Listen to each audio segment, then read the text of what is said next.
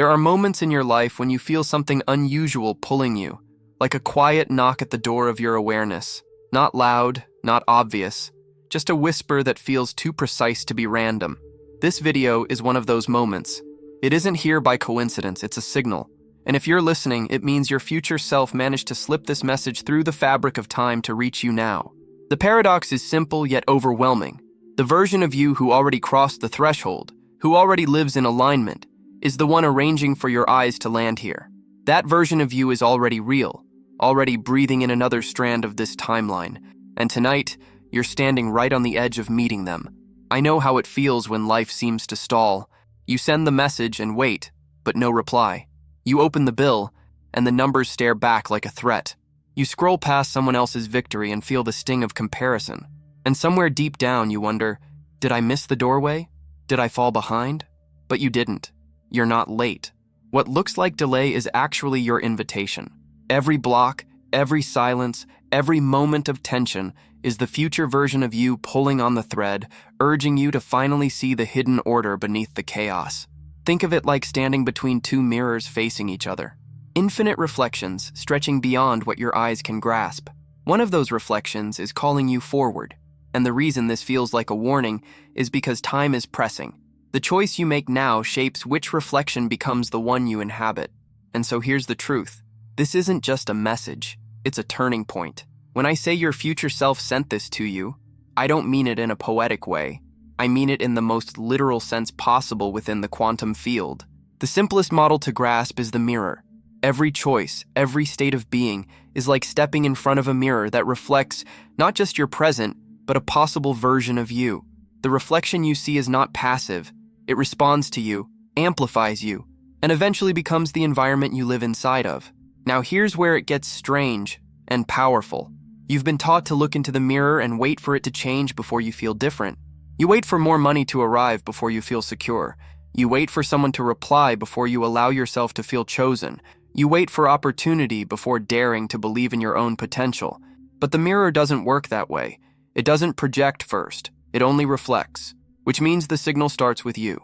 This is why the observer effect is so important. In physics, the act of observing influences what is being observed. Translate that into your daily reality, and it means the way you show up in front of the mirror, the frequency of your breath, the weight of your posture, the meaning you assign to a pause or a silence, is already shaping the reflection that will appear. Think about the moments when you caught yourself staring into a mirror after a difficult day. You can almost see the fatigue etched on your face before your mind even labels it. The reflection didn't cause the exhaustion. It revealed the imprint of what was already there. Life itself functions the same way. The mirror of your timeline shows you the imprint of your internal broadcast. So, if your future self looks back at you from another mirror and sees hesitation, confusion, or fear, that reflection continues to replicate itself. But if you begin to breathe into coherence, if you shift your stance and align with the identity of someone who already crossed into stability, love, and expansion, the mirror has no choice but to reflect that back. This is the mechanism, not luck, not accident. Mirror after mirror, reflection after reflection, until one day the hallway of infinite selves lines up and you walk directly into the version you've been sensing all along. But here's the pivot most people miss. The mirror doesn't just reflect what you think, it reflects what you are. And that changes everything. Let's get precise. One of the most damaging myths in the manifestation world is the idea that if you just think hard enough about what you want, the universe will hand it to you, as if repeating a thought like a chant could bend reality. That's not how the mirror works. You can stand in front of a mirror all day repeating, "I am confident, I am chosen, I am abundant." But if your breath is shallow, your shoulders are collapsed, and your nervous system is trembling with fear of loss, the mirror won't lie to you. It reflects your state, not your slogans. This is why so many people feel like they're doing everything right, and yet nothing shifts. They visualize, they affirm, they write lists, but the mirror shows them the same silent phone, the same unopened bill, the same empty inbox. It's not cruelty, it's feedback. Let me give you a scene that might feel uncomfortably familiar. You send a message to someone you care about. Maybe it's romantic, maybe it's professional, and then nothing. Silence. Hours pass, then days. You check your phone, you reread what you sent, you even start doubting your tone. Inside, the mirror has already started reflecting your state back. Worry, scarcity, self-doubt. The silence on the outside amplifies the noise inside. But here's the twist. The silence wasn't punishment. It was a mirror, not of your worth, but of your frequency in that moment. If, instead of spiraling, you shifted your internal stance, shoulders open, breath steady, attention grounded in the certainty that you are already chosen, the mirror would have begun reflecting a different reality. You might have noticed opportunities elsewhere or attracted responses from unexpected directions. Because the field doesn't reward desperation, it matches coherence. This is where so many get stuck. They confuse the thought for the signal, but thought is only the surface. The true broadcast is your embodied state, the way your whole being steps in front of the mirror of reality. That's what bends timelines, not repetition alone. And yet, there's a deeper layer. Because if it's not just about thinking, if it's not just about wanting, then what is the key that unlocks the reflection you've been seeking? That's where the nervous system comes in. Notice how the mirror never argues with you.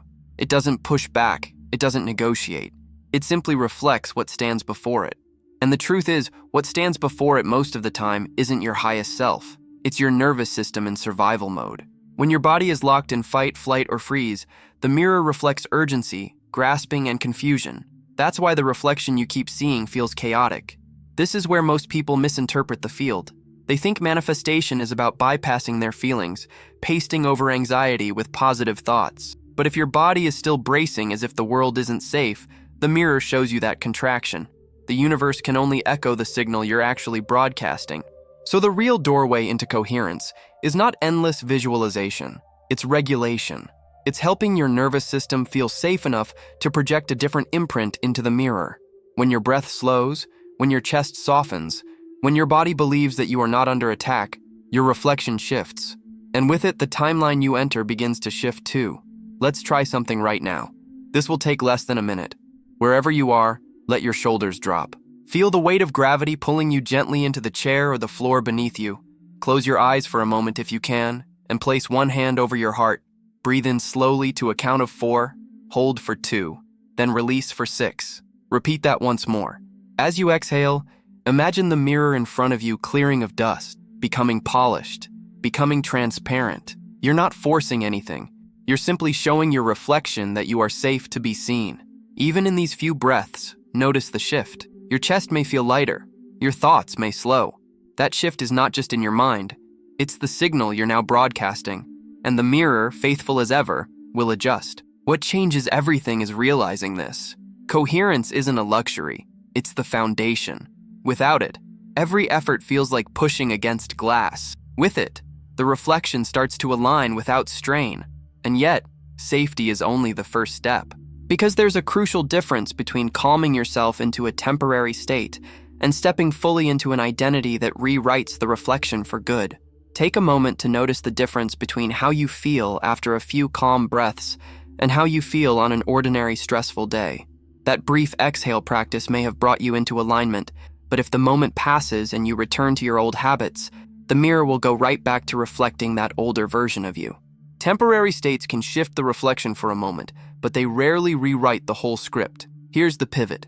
The mirror isn't fooled by flashes of clarity. It reflects who you consistently are. The state is like adjusting your expression in the mirror for a photograph. Identity is like changing the lighting in the entire room. One is temporary, the other transforms everything the mirror shows you. Think of the last time you tried to hold it together for an interview or a first date. For a while, you managed to stay calm, centered, and confident. But underneath, if your identity still carried the weight of, "I'm not enough," or "I don't belong," the mirror eventually revealed it.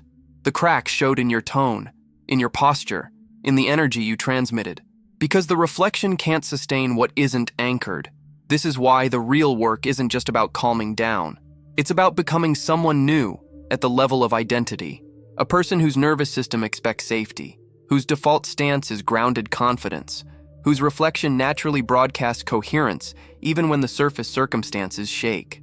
Your future self already lives inside that identity.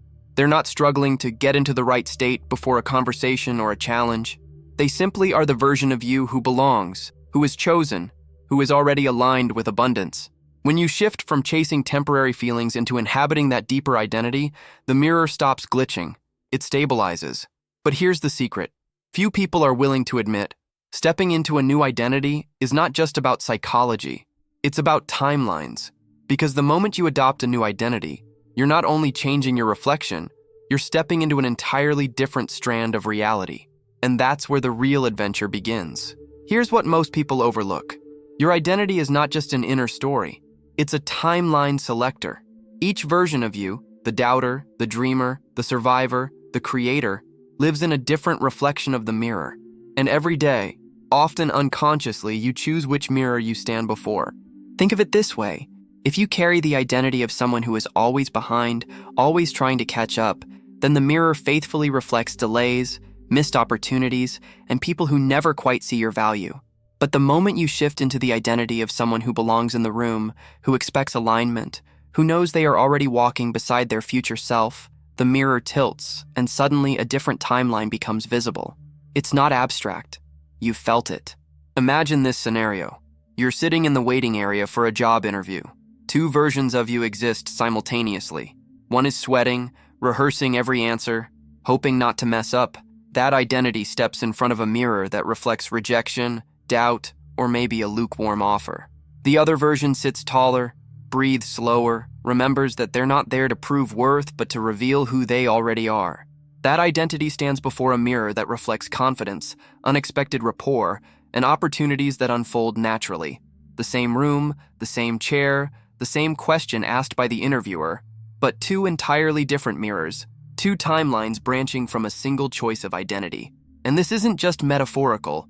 Your body shifts, your tone of voice shifts, the electromagnetic field around your heart shifts. Science shows that your frequency can entrain the nervous systems of others, which means your identity doesn't just shape what you see, it shapes how others respond to you. The danger is that most people keep defaulting into the same identity they've carried for years, so they keep stepping in front of the same mirror over and over again. They think reality is repeating itself, when in truth, they are repeating themselves. But once you understand that identity is the selector, everything changes. You stop waiting for proof that you've shifted, and you realize the proof only comes after you've already stepped into the new mirror. That's the leap your future self keeps urging you toward.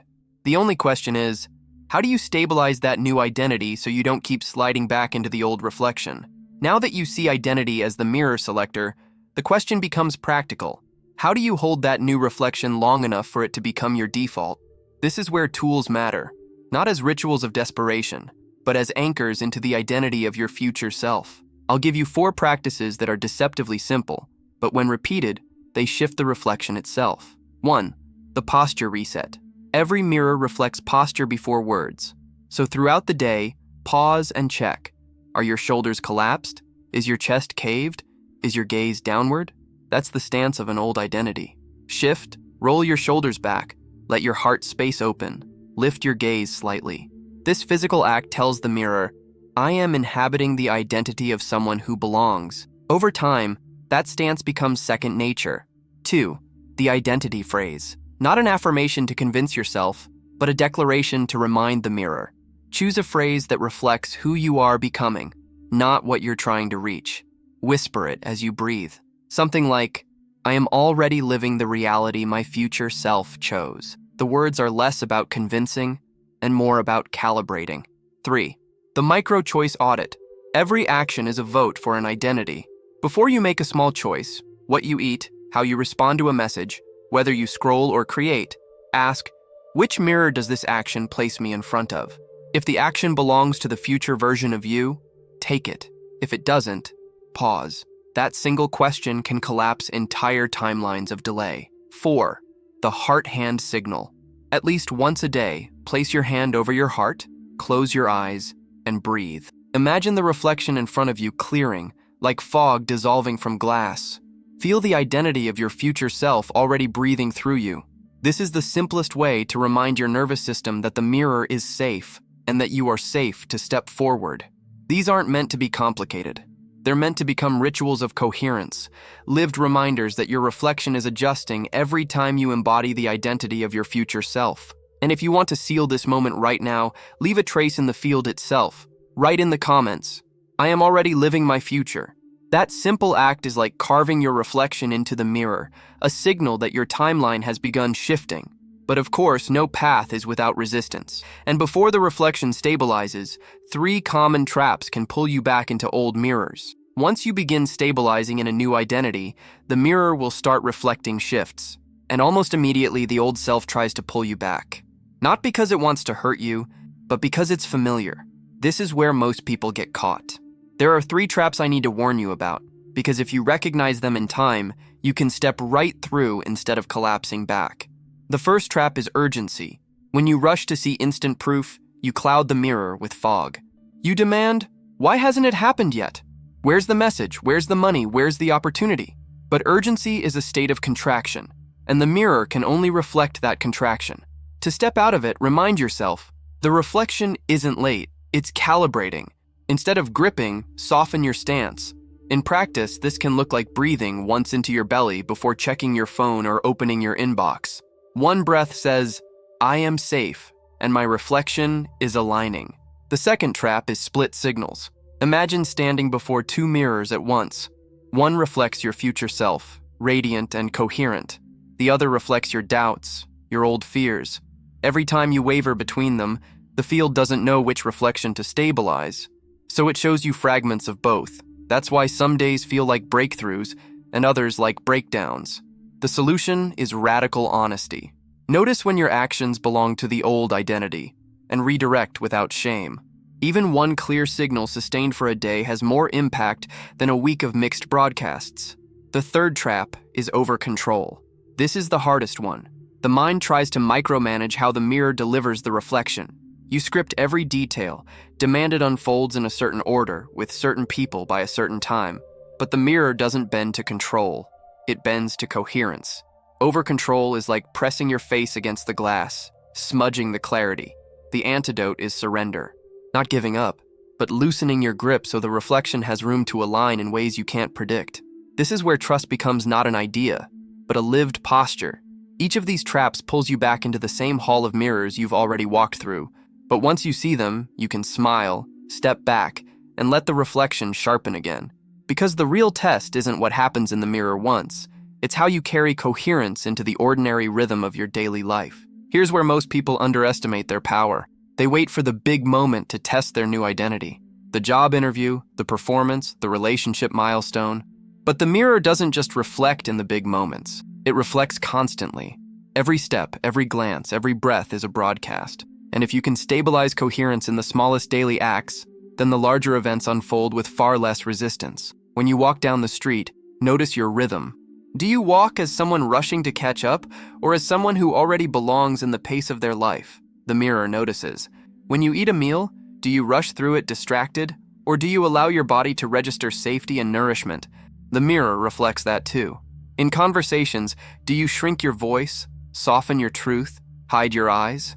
Or do you breathe before you answer, inhabiting the identity of someone already chosen?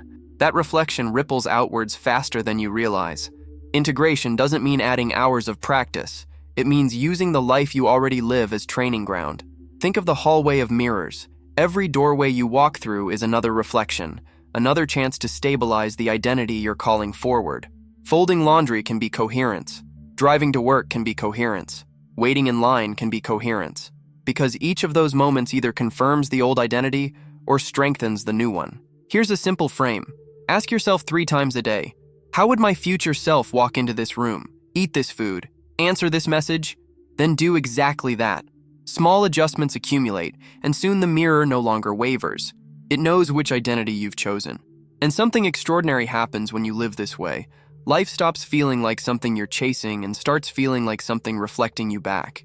Opportunities, people, synchronicities, they don't appear as rewards. They appear as mirrors, faithfully showing you who you've become. But integration isn't the end of the story.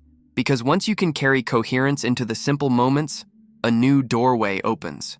The mirror begins reflecting not just stability in daily life, but expansion into the very domains you may have doubted were possible for you. Love, creativity, health, and even your deepest sense of purpose. And that's where this journey takes its most powerful turn. Once you've stabilized coherence in daily life, the mirror doesn't stop there. It begins to widen the frame. Suddenly, the reflection isn't only about your breath or your posture, it's about your relationships, your health, your creativity, and even your calling. Because the mirror is generous. The identity you embody spills into every domain of existence. Let's begin with relationships. How often have you found yourself replaying the same patterns, the same disappointments, as if love itself had scripted a loop you couldn't escape? The truth is, you weren't trapped by another person. You were standing before the same mirror again and again, carrying the same identity of, I'm not fully chosen, or I have to earn love. When you shift that identity, the mirror tilts. You suddenly notice different kinds of people, or the same people responding to you in a new way. Love doesn't change you first. You change, and then love mirrors it back. Creativity works the same way. Many people think they're blocked because inspiration has abandoned them. But what if the mirror was simply reflecting the identity of someone afraid to be seen? Scenario: imagine sitting at your desk, staring at the blank page or the empty canvas. Hours pass. The old identity says, I'm stuck. I'm not original. Nothing is coming. And so the mirror shows you exactly that: blankness, silence, paralysis. But shift into the identity of someone who trusts their ideas, someone who expects inspiration to flow through them, and watch the reflection shift. Suddenly, the first line appears. The first brushstroke lands, the energy unfreezes. The page was never the problem. The mirror was. Health is another domain. If your identity says, my body is fragile, I always get sick, healing is hard for me, the mirror reflects that fragility in recurring symptoms or exhaustion. But when your identity becomes, my body knows how to repair, I belong in vitality, you begin to notice different choices, different rhythms, and your body mirrors the signal with resilience. And perhaps the most profound domain is life purpose. Many wander feeling lost, searching endlessly for a mission. But purpose is not a puzzle hidden outside you. It's the reflection of your most aligned identity. When you embody the version of you who contributes, who belongs, who radiates coherence, the mirror reflects opportunities, communities, and pathways that confirm you are never off track. This is why your future self sent you here. Because once daily coherence is stabilized, the mirror starts reflecting the grander landscape of your life. But there's still one final leap: to see that this whole process isn't just psychological or practical, it's spiritual. Up to now, I've spoken of the mirror as a mechanism, a feedback system between identity and reality. But there's a deeper layer, one that your future self has been urging you toward. The mirror isn't just mechanical, it's sacred. It's the way the universe speaks to you. When you look into the reflection, you're not only seeing a version of yourself, you're glimpsing how the divine organizes reality around your frequency. That's why surrender is not weakness here. Surrender is the recognition that you are not bending the mirror alone. Something larger, wiser, and infinitely intelligent is coordinating the reflections. Think of it like this: when you stand before a mirror, you don't control every photon of light bouncing back at you. You simply show up, and the reflection forms. In the same way, your task is to embody coherence, and then release the grip on how the reflection arrives. That release, that trust, is what allows the divine pattern to arrange itself without distortion. This is where many seekers stumble. They think they must wrestle the universe into giving them what they want. But force smudges the mirror. True power is subtler. It comes from standing in alignment, breathing into safety, declaring an identity, and then letting the reflection appear in its timing, in its choreography. And here's the paradox: the more you try to chase the reflection, the more it recedes. But when you relax into the knowing that you are already aligned with your future self, the reflection sharpens with uncanny precision. Opportunities arrive from directions you could never have planned. Encounters feel scripted. Synchronicities multiply until the line between chance and design dissolves. What you're experiencing in those moments is divine orchestration, not coincidence, not random luck, but the mirror of the quantum field aligning with the signal of your surrendered identity. And this is why your future self had to send this warning. Because if you forget the spiritual dimension, you risk turning the mirror into a machine of control, and that leads to frustration. But when you remember that the mirror is also a temple, that every reflection is both feedback and blessing, you walk differently. You stop begging the reflection to appear. You start trusting that the reflection is arriving because it was destined to. The final step, then, is resolution. To tie this all together. To understand why you were guided here in this exact moment and how to carry this message forward. Take a breath with me here, because we've traveled far. From the first whisper of your future self pulling you toward this message, to the mechanics of mirrors, to the traps, the tools, the surrender, every piece has been part of one design, and that design is this. The reflection you've been chasing was never outside you. It was always waiting for you to stand differently before the mirror. Think back to the opening image, the hallway of infinite reflections, endless versions of you stretching into forever. Some weary, some radiant, some powerful, some lost. And here you are now, standing with the choice that only you can make. Which reflection will you step into? Not by hoping, not by waiting, by embodying right now the identity your future self has already stabilized. The mirror won't lie to you. It won't flatter or deceive. It will simply and faithfully show you who you are. Which is why the greatest act of courage is not to wait for proof, but to walk as if the proof has already arrived. That is how timelines collapse. That is how destiny accelerates. So hear this. You are not late. You are not behind. The reason this message found you tonight is because your future self refused to let you miss the turning point. And the turning point is now. Look into the mirror of your life with new eyes. Breathe as the one who already belongs. Step forward as the one who already lives in alignment. And watch as the reflection stabilizes into the timeline you were always meant to inhabit. If this transmission resonated, anchor it into the field by sharing one old belief you're ready to release in the comments. Your declaration may ignite someone else's reflection too, because the truth is simple. The mirror is waiting, and the reflection you choose today will echo for lifetimes.